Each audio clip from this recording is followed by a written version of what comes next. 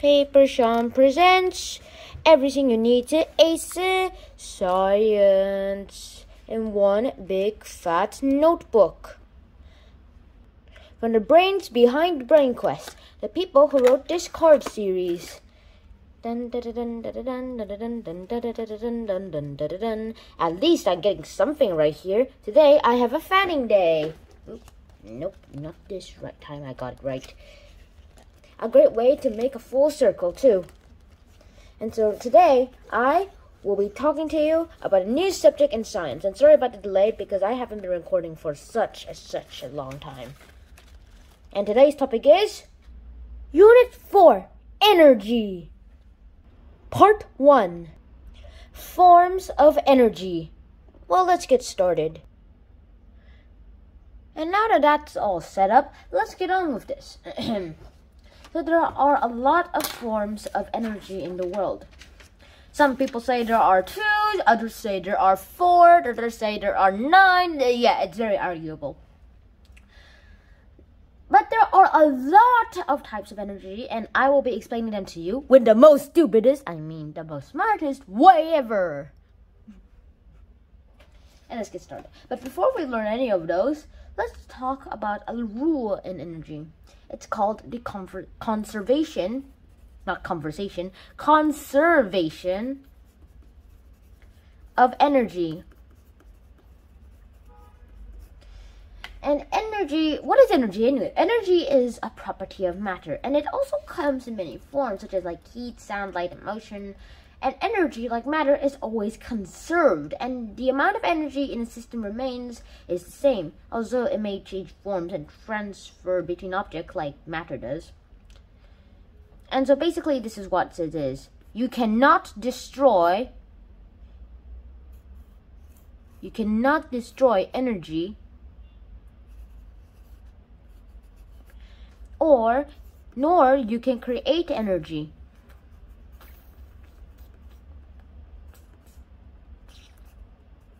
You can only turn energy, you can only turn energy into a different type of energy.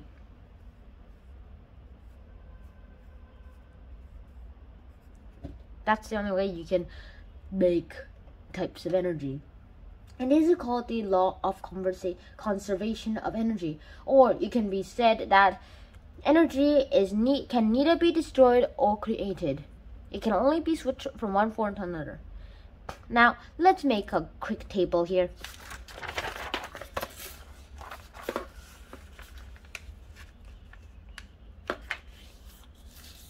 Okay, all set up. There are literally 2 types of these energies into main groups.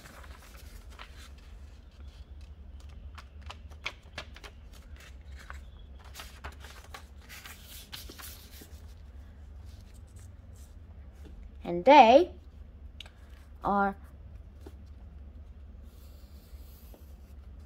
potential and kinetic energy. What is potential energy? Well, potential energy is basically this, where you wait for something to do something. It has the potential to do some work of the energy.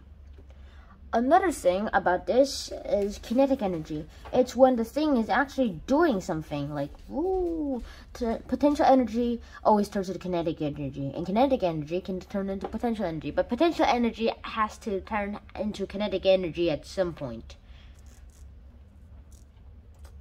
And here's literally an example.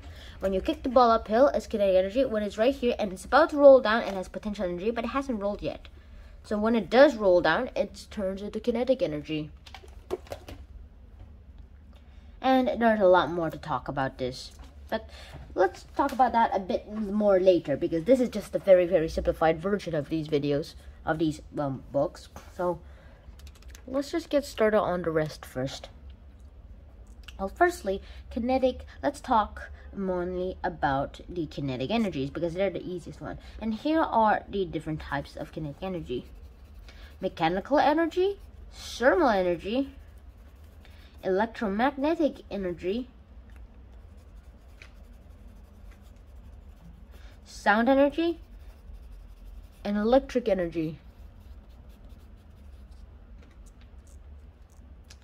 Mechanical energy is the energy for moving objects. Thermal energy is when, like, it's, as the word suggests, thermal, the heating up and the vibrating molecules that affect the temperature.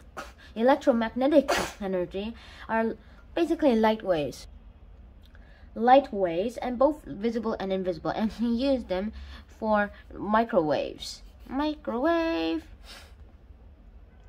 For sound energy, it's when molecules bumping into each other to transmit the sound.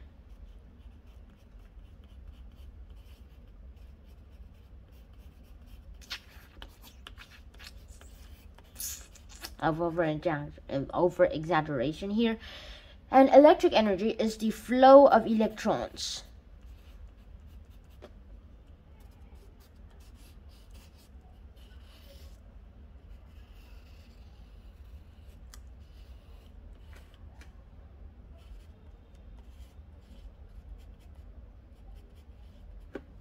And that's about it for kinetic energy, that is.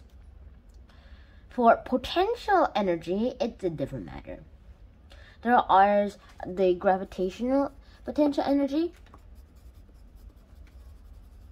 or it's also called mechanical potential energy.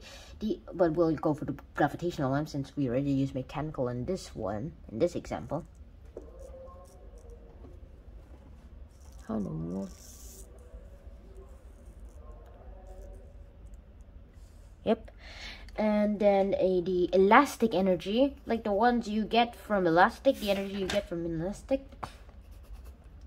Nuclear energy, or it's also called nuclear fission, and chemical energy. Now this is, well, gravitational energy, it is when the object with the potential energy, so height is high enough and it's about to turn into kinetic energy. Elastic energy is basically for its potential energy wound up into elastics, like elastic objects, like a rubber band, for example. And like how you like stretching rubber band and then you're about to shoot. Well, before you shoot, it's kinetic and it's potential energy, and when you shoot and we let go, whang, you get your kinetic energy. For nuclear energy, well, that's a different matter. Nuclear energy, a symbol. It's basically where you get it from a when you split a very, very heavy radioactive and nuclear atom, like, I don't know, uranium.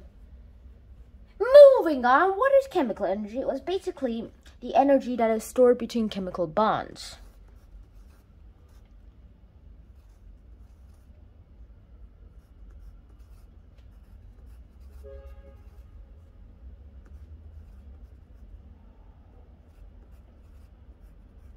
And once that bond is broken, it creates a chemical energy, a chemical reaction that is the actual kinetic energy. And now that I also broke this pencil, I will have to use another one. Or should I just sharpen this thing? Yeah, let's sharpen it.